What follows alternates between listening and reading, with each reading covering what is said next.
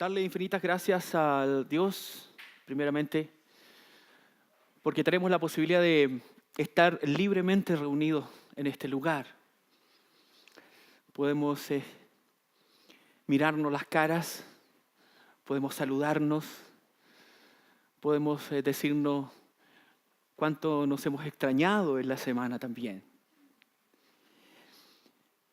Esta mañana el mensaje está en el libro de Mateo, capítulo 5, versículos 5 y 6. Pero antes de proceder a dar este mensaje, le vamos a pedir al Señor que se empodere de este lugar. Les voy a invitar a que inclinen su rostro y podamos ir en oración a Dios. Dios y Padre nuestro, en el nombre de Jesús, te doy las gracias, Señor, porque nuevamente, Padre, tú has permitido a tu siervo, Señor, para poder llevar alimento espiritual a tu pueblo, Señor. Te doy las gracias por ellos, por su amor, por su paciencia, por tanto amor, Señor, derramado ahí en la cruz. Gracias, Padre Celestial, porque hoy es un día domingo en que podemos destinarlo para alabarte y honrarte. Dios, tú siempre estás en control.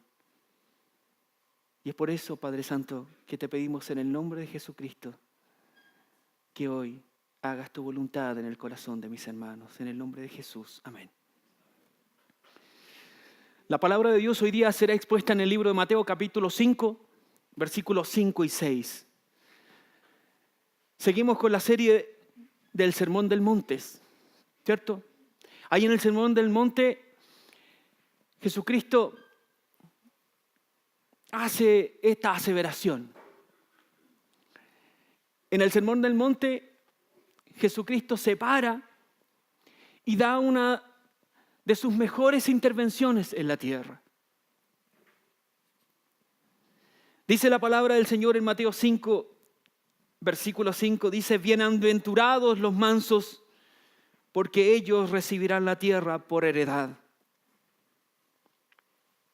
El versículo 6 dice: bienaventurados los que tienen hambre y sed de justicia, porque ellos serán saciados.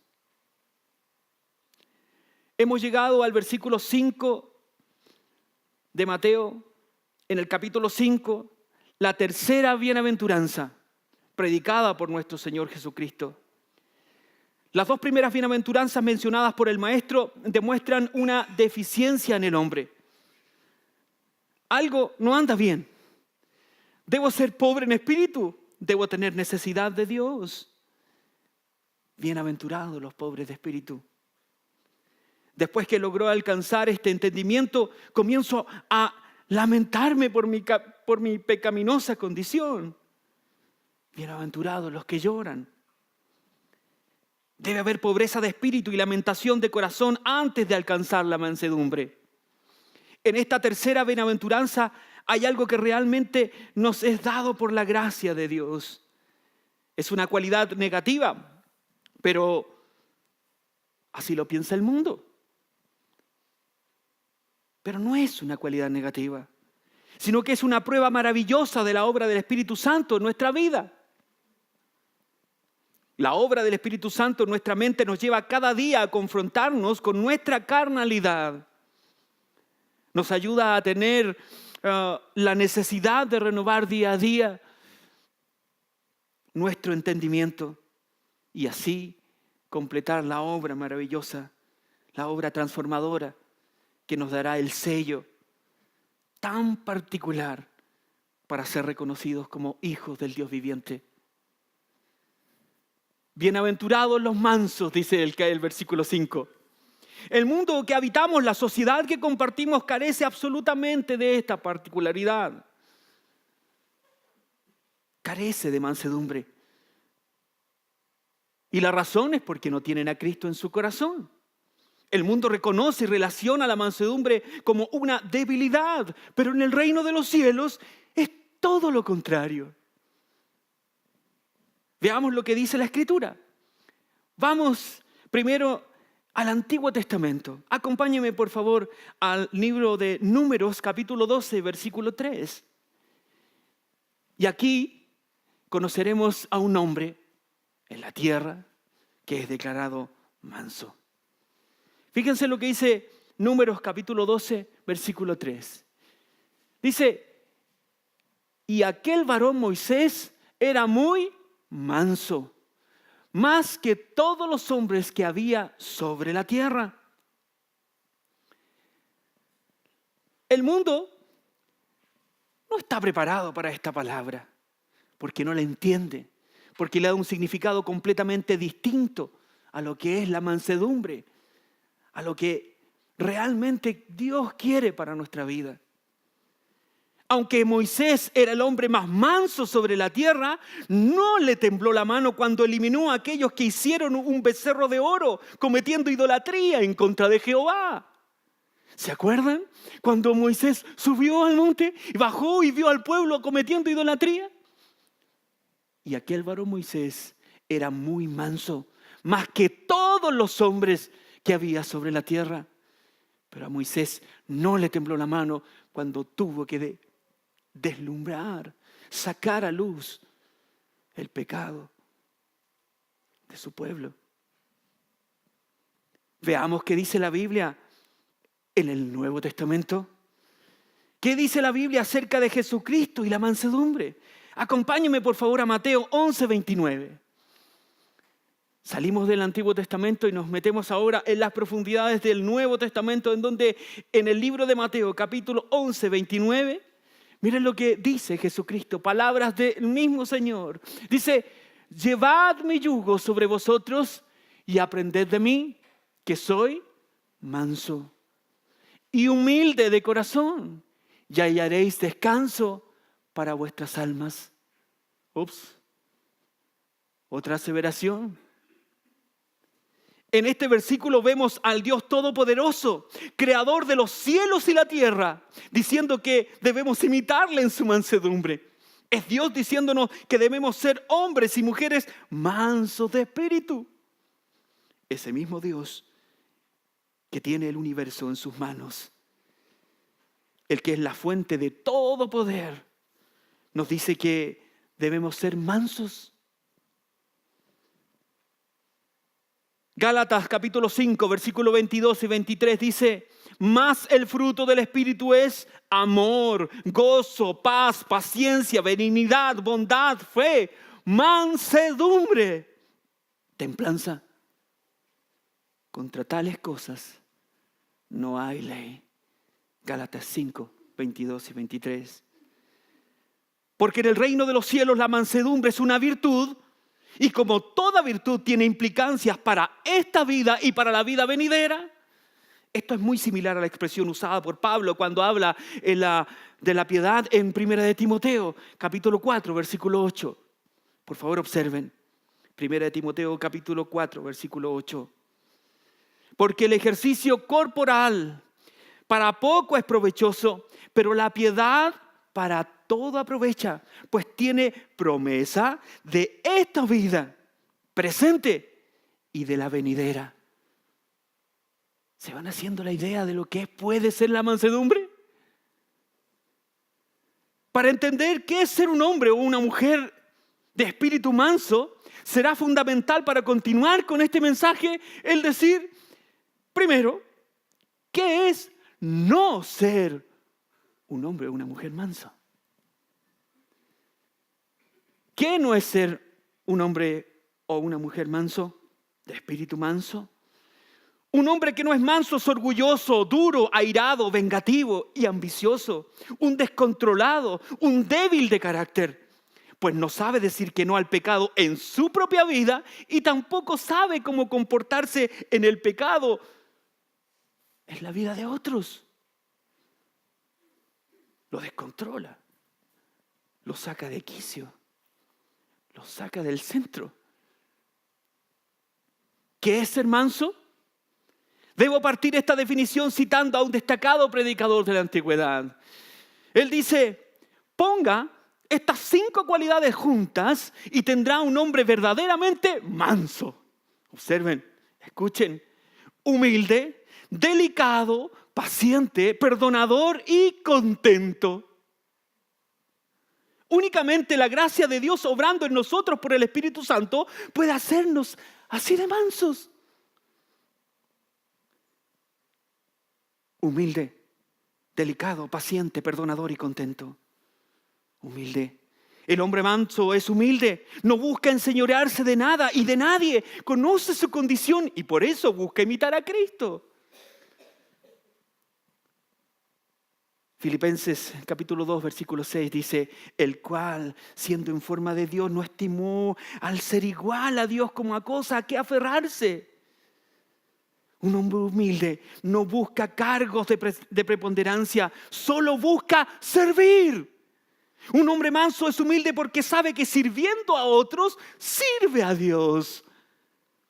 Hablo de la verdadera humildad, no aquella que se sirve de un lenguaje lisonjero, de falsa modestia y alabanza fácil para obtener réditos personales. Hablo de la humildad que deja de lado todo interés personal y se vuelca por completo al servicio de los santos. Un hombre que es manso, además de ser humilde, tiene delicadeza. Es delicado, es gentil. Vemos la gentileza y la delicadeza de Dios en la forma en que Jesús trató con los pecadores. Por ejemplo, vemos la gentileza de Jesús en la manera en que habló con la mujer de Samaria. ¿Se acuerdan? Esa mujer que estaba en el pozo. Jesús le había preguntado acerca de su esposo. La mujer, incómoda, cambió el tema inmediatamente y le preguntó a Jesús algo sin relación alguna acerca de la adoración. Le preguntó acerca de la adoración. Y vemos ahí que Jesús no presionó el hecho de su pasado inmoral, sino que le permitió cambiar el tema. Y le respondió su pregunta acerca de la adoración. Además, no debemos acostumbrarnos a avergonzar a otras personas analizando con curiosidad los detalles de su vida pasada o repitiendo cosas que tocan puntos sensibles en su vida. Debemos aprender la delicadeza que tenía Cristo. También vemos la gentileza de Jesús en la manera en la que Jesús ciertamente trató y se encontró con esta persona que estaba atrapada en adulterio.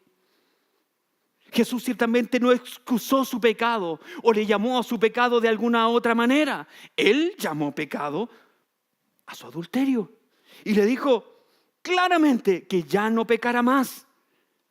Pero hay una diferencia. Él no le arrojó las piedras por el hecho de ser una pecadora. Dios no arroja piedras a los pecadores. Nunca debemos olvidar eso. Hay 2 maneras de predicar acerca de la victoria sobre el pecado. Una es la manera en cómo Jesús predicó sin arrojar las piedras. La otra es como la predicación de los fariseos, condenando a las personas. La gentileza de Cristo es lo que le falta en las palabras de muchos. Ellos dicen a otros que no pequen, pero también los critican, acusan y se refieren a ellos con insultos. Los fariseos eran así. Ellos predicaban acerca de la justicia, pero consideraban a todos los que no pertenecían a su grupo como malditos. Lamentablemente muchas veces hoy encontramos la misma actitud en muchos creyentes. Un hombre que es manso, además de ser humilde, tiene la delicadeza, la gentileza. Un hombre manso, además de ser humilde, de tener delicadeza, de ser gentil, debe ser paciente. El hombre manso sabe esperar, sabe tener paciencia, sabe que en el camino habrá dificultades y no debe perder el quicio. ¿Se acuerdan cuando les hablaba del quicio? Cuando había una puerta y el centro, la mitad de la puerta, la mitad de la ventana, a eso se le denomina quicio. Y cuando uno expresa y dice, me sacan de quicio, es porque lo sacan del centro. El hombre manso sabe esperar, sabe tener paciencia, sabe que en el camino habrá dificultades y no debe perder el quicio. El hombre manso no debe ser ligero de ánimo y ofenderse con rapidez. No debe andar buscando pleitos, no debe ser iracundo. El hombre manso no dice, así soy y así me tienen que querer. Eso no lo dice el hombre manso. El hombre manso de espíritu puede ser naturalmente muy apasionado y muy ardiente, pero ha recibido gracia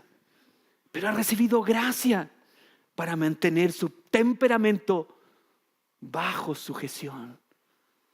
Ha recibido la gracia de Dios para mantener su temperamento bajo sujeción. Un hombre manso,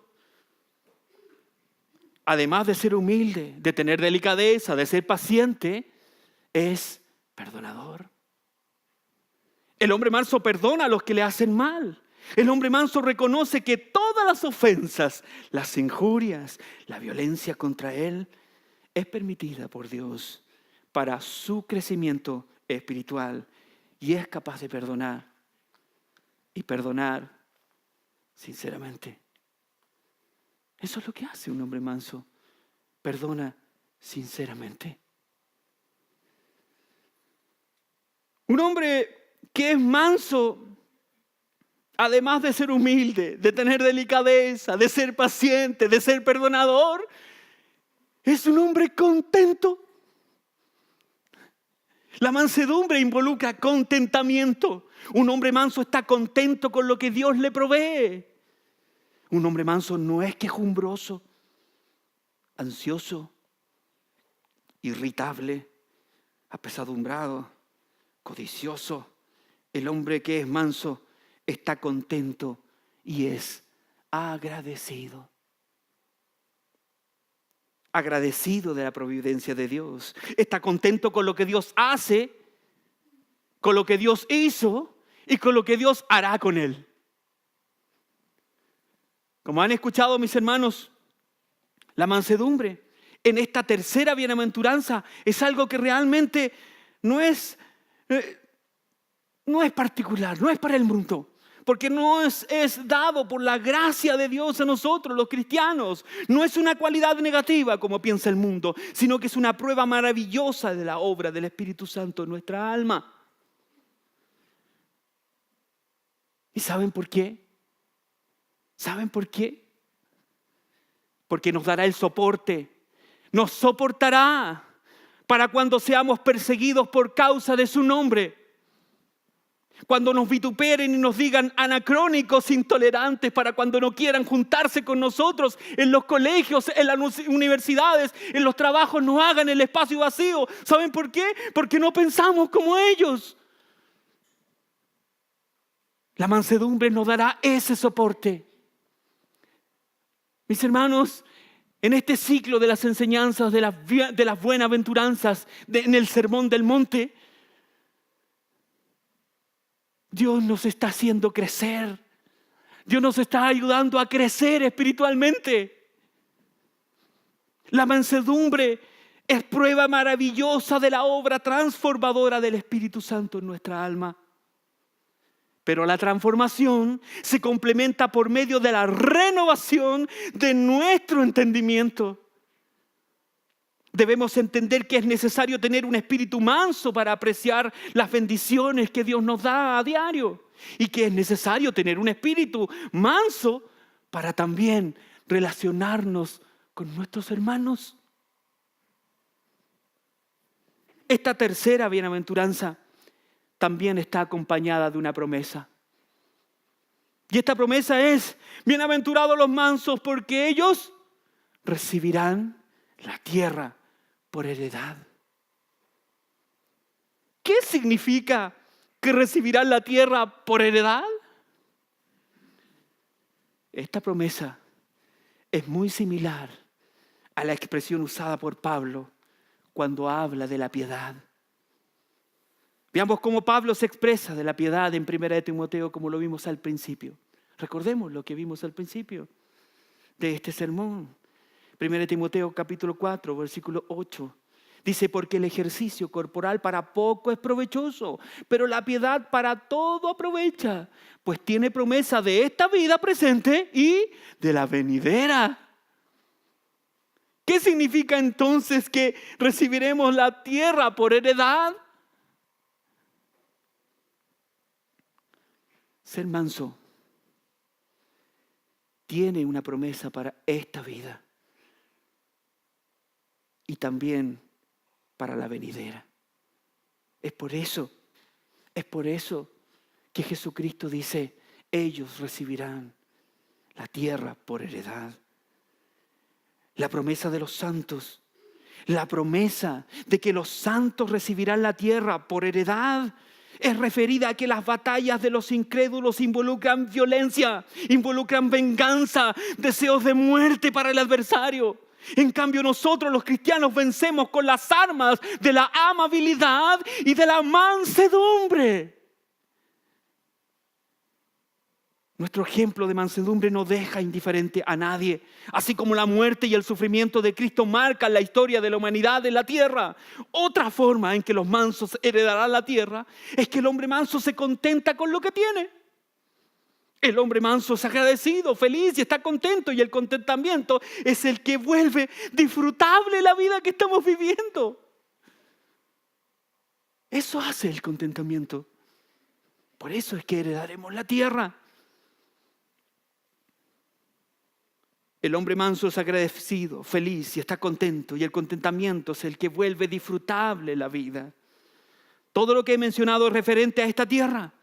Pero cuando la tierra sea purificada y vengan los cielos y la tierra nueva, seremos herederos de un reino que no terminará jamás. Y como dice su palabra, podremos heredar solo si poseemos un espíritu de mansedumbre.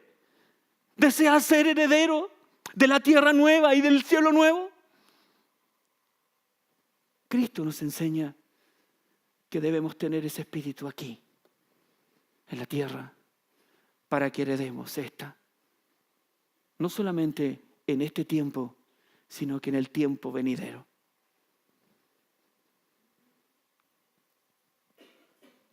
Salmos 37:11 dice, pero los mansos heredarán la tierra y se recrearán con abundancia de paz. Otra vez debo citar a uno de los grandes predicadores de la historia. Él dijo en su oportunidad, dijo, amados, si hemos de entrar alguna vez al cielo, debemos deshacernos de la ambición y del descontento y de la ira y de buscar los propios intereses y del egoísmo. Que la gracia de Dios nos limpie de todas estas cosas, pues en tanto que algún remanente de esta mala levadura permanezca en nuestra alma, donde está Dios, no podríamos estar nosotros. Debemos sacar esa levadura que puede estar trabajando en nuestro corazón. Cierro comillas. El resultado de ser mansos es lo expresado en la cuarta bienaventuranza, que dice, ahora avanzamos al versículo 6, la cuarta bienaventuranza. Bienaventurados los que tienen hambre y sed de justicia, porque ellos serán saciados. Esta bienaventuranza no es otra cosa que el deseo incontenible de Dios que debemos tener en nuestras vidas. Jesucristo se presenta en el libro de Juan como el pan de vida y como el agua de vida. Y el que come y bebe de él no tendrá hambre jamás. El acto de comer consiste en ingerir algo que existe externamente, que recibes dentro de ti y que se convierte en una parte de ti mismo y que te ayuda a reconstituirte y te sustenta.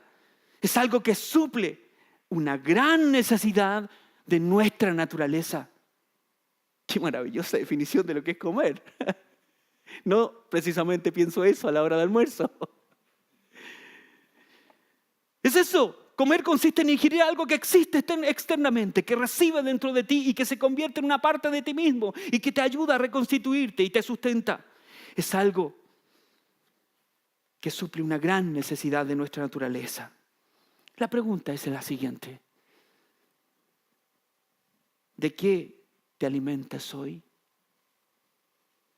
Durante la semana, ¿deseas fervientemente estar en contacto directo con Dios?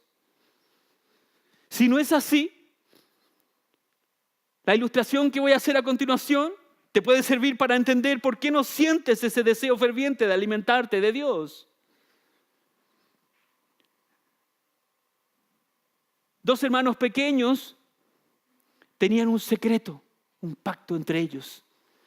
Y el secreto era que ellos sabían dónde estaban las galletas de avena de su mamá, las que cocinaba exquisitamente. Y que justo 10 minutos antes del almuerzo, ellos iban, destapaban la caja de galletas y se comían 4 galletas cada uno. Cuando llegaban el tiempo de comer y de ingerir ese alimento, el alimento que la mamá les había preparado para que se nutrieran, para que se alimentaran, para que crecieran y no enfermaran, llegaban gorditos. Sírvete. No quiero, mamá. No quiero comer. ¿Pero por qué no quieres comer? Y la mirada de los pequeños era, no hablaban. Entonces la mamá muy perspicazmente mira el chaleco de los chicos lleno de migas de galletas. Y entonces la madre entiende el por qué no se habían y no tenían ganas de almorzar, de comer. Cuando éramos niños, mi hermano y yo compartíamos ese gran secreto. Galletas que horneaba con gran habilidad mi madre. Cuando llegaba la hora de almuerzo y de comer, no nos quedaba el hambre. ¿Qué estás comiendo antes de alimentarte espiritualmente? ¿Qué comes? ¿Con qué te alimentas espiritualmente? Si llegas llenito de otras cosas que no sea de Dios, eso afectará tu deseo de alimentarte.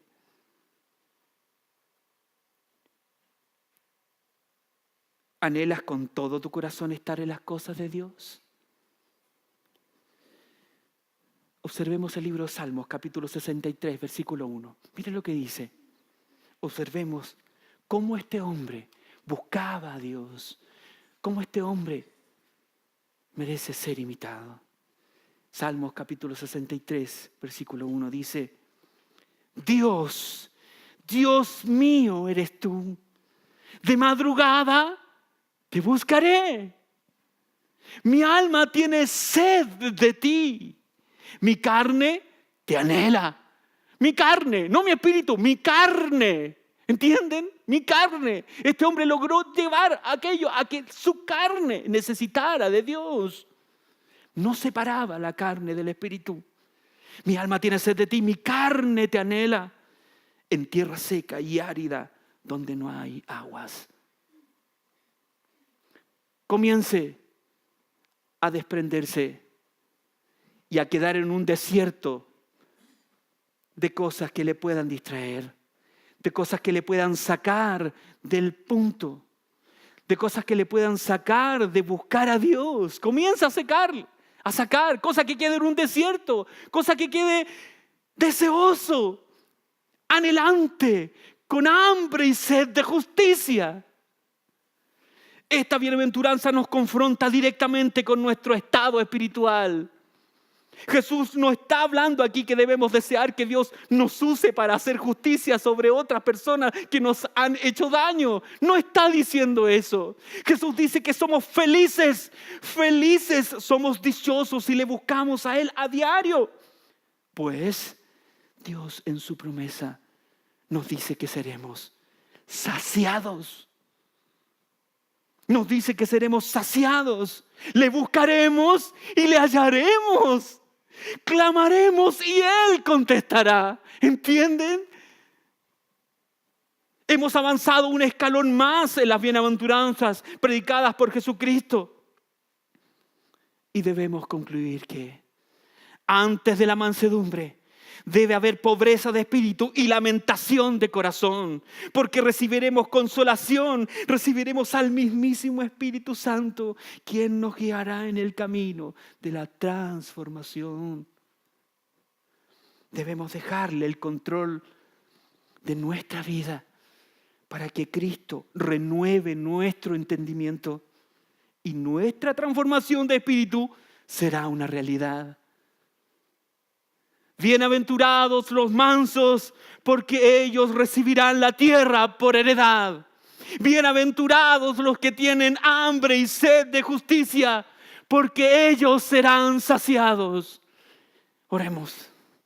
Dios y Padre nuestro, en el nombre de Jesús, te damos las gracias por esas tremendas palabras que fluyen de tu ser, Señor Jesucristo. Gracias, Señor, porque podemos reconocerte, porque podemos mirarte, porque nos das la perspectiva correcta de la mansedumbre, porque nos haces mansos, porque nos preparas para cuando venga el tiempo del sufrimiento, porque nos preparas, Señor, cuando venga el tiempo de la alegría. Gracias, Señor, porque tú no has olvidado un solo detalle en nuestras vidas y nos haces cada día más aceptos, Señor.